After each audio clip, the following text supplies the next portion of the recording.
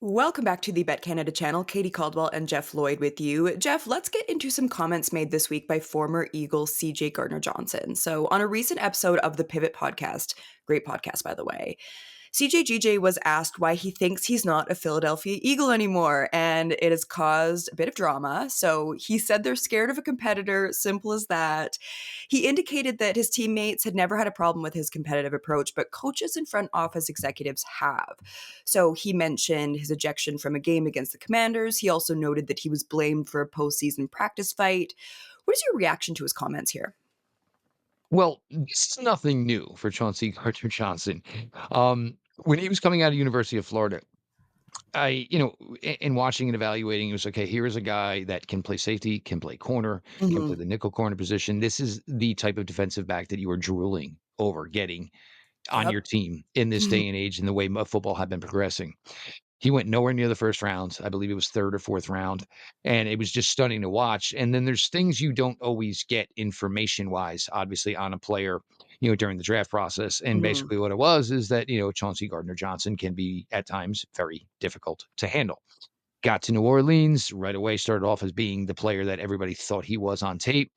But when you move around and you're as good of a player as Chauncey Gardner-Johnson is, it usually tells the tale. Obviously, you're just difficult to deal with. Mm. Now, I know we mentioned this when we've spoken about the Eagles to this point.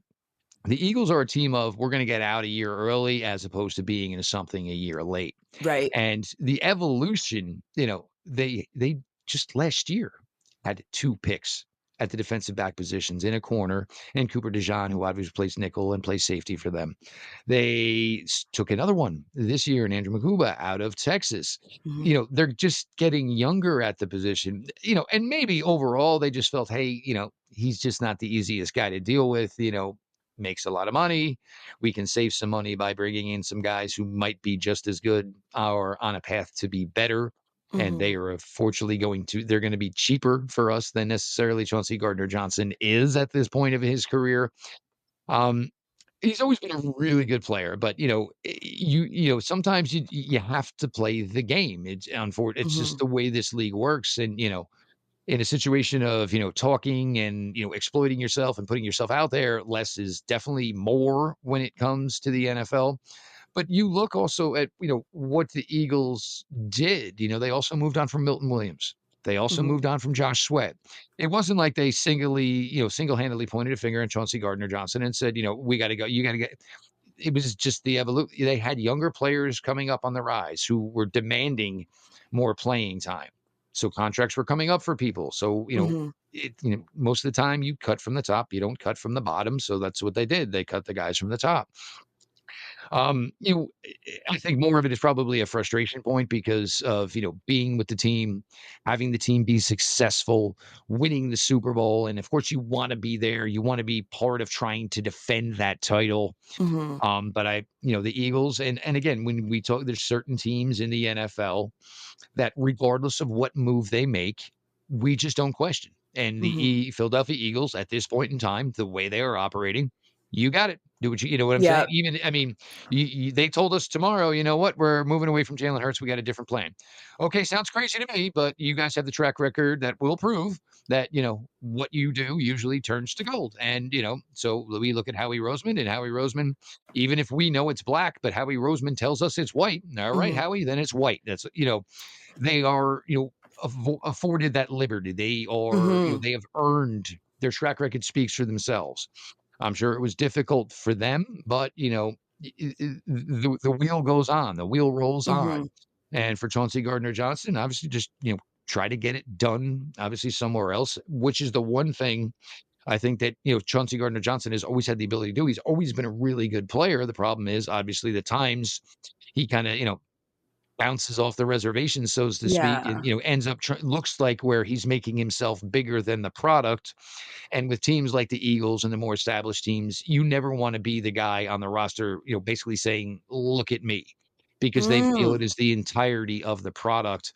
And for Chauncey Gardner Johnson, at times, kind of fancies himself and tries to, maybe put his name ahead of the Mm. entire product, which is certainly not doing him any favors.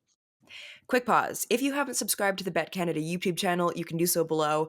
It's free and it helps support our channel so we can keep bringing you NFL and NHL content. Now, back to the show.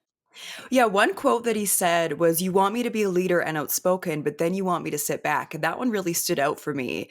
What does it say about the Eagles' culture, if that is the case, that they are willing to trade such a key player over that level of competitiveness? Is it that it is team first? We're not having any individual superstars here. Is that what you read out of this? Like, what does it say about the Eagles' culture? Well, I think for me, kind of what it is though is, you weren't even the best defensive back on the Philadelphia Eagles last year. That So essentially, that you're part talking like too. you are. You're, Yeah. you- you're talking like you are. Quinton Mitchell, Cooper DeJean. These guys were probably better overall defensive backs than Chauncey Gardner-Johnson was. Mm. And some of the thing times is, you're looking to make it like it was more than something else. Reed Yeah. Blankenship's a really good Okay. player for them. They probably in their minds knew that they were probably going to consider chasing after a defensive back with a high selection when they made the move. So, it seems like he's posturing and, gaming for himself after the situation as Mm. opposed to before the situation where, hey, if it works out where maybe I could be the odd man out, if you want to work the deal, I'd really like to stay here. But some guys just don't operate like that. Yeah. And, who knows? Maybe the Eagles did approach him and say, "Hey, the finances might not work out," or and "Oh, well, I want my money, so if I got to go, I Mhm. got to go." And it's really easy to play things out after the fact, which is certainly what looks like Chauncey Gardner Johnson is doing here. But you look at that Eagles secondary and the way it is currently constructed, and you're like, "Ugh." I mean, if we didn't know that he was speaking on himself, I'm not sure how many people would go back and say, well, oh yeah, that's right. He was a part of that secondary. This secondary is absolutely loaded. Starting Mm. cornerback, first round pick, spent a first round pick on a safety. Cooper DeJean was a second round pick. They are loaded still in that secondary. So Yeah. it was just a chance where they could get cheaper and a little bit Mm. younger, which most every NFL franchise probably would have done the same thing. For I honestly think it's just probably more sour grapes on the part of Okay. Chauncey Gardner Johnson. And as far as leaders, look, the Eagles as a whole just lead. There really are no issues with that team. And I don't think him thinking, well, I'm not there. I was a leader is going to change things much for the Philadelphia Eagles. I Mm. just don't see that happening. That the team is just an absolute unit, an absolute force. Oh, are they ever? So when we look at the Texans of all of this, knowing what we know about the coaching staff, the players, the personnel there, how do you see him fitting in with this system? Do you foresee any issues happening there, or is it just fresh start? This is good for everyone. Again, he's a good, versatile player, and Mhm. you need that in today's NFL. Can you cover a wide receiver? Can you cover a back out of the backfield? Can you cover a tight end? Okay, are you good in run support? You can still have great defensive backs in the NFL, and they don't necessarily check all of those boxes. Chauncey Gardner Johnson does. And, for Houston, it's been now 2 years in a row, got to the playoffs, won your first game, and then, your season ended. It's been a great run for Houston to this point. If you told me that maybe they could use, some sort of, and leads differently. And look, I have zero issue. I think every defense kind of needs that guy who just doesn't shut up on the field.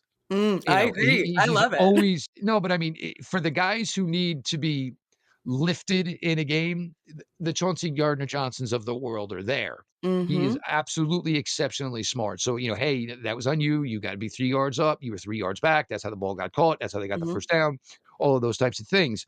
So I think he probably brings some leadership to a Houston team who probably needs it more than a Philadelphia Eagles team needs it, questionably. I mean, you have a phenomenal cornerback down there in Houston with Derek Stingley, who is just, an absolute great, great player on the outside. The versatility of Chauncey Gardner Johnson. And I think this is a team that probably would need his leadership probably a little bit more than the Philadelphia Eagles would. And, you got sent to Houston. You didn't get sent to a team who just drafted number 1 overall, a team that just got Yep. drafted number 2 overall. You got sent to a team who has gone to the playoffs for 2 straight years and won a playoff game in each of those years.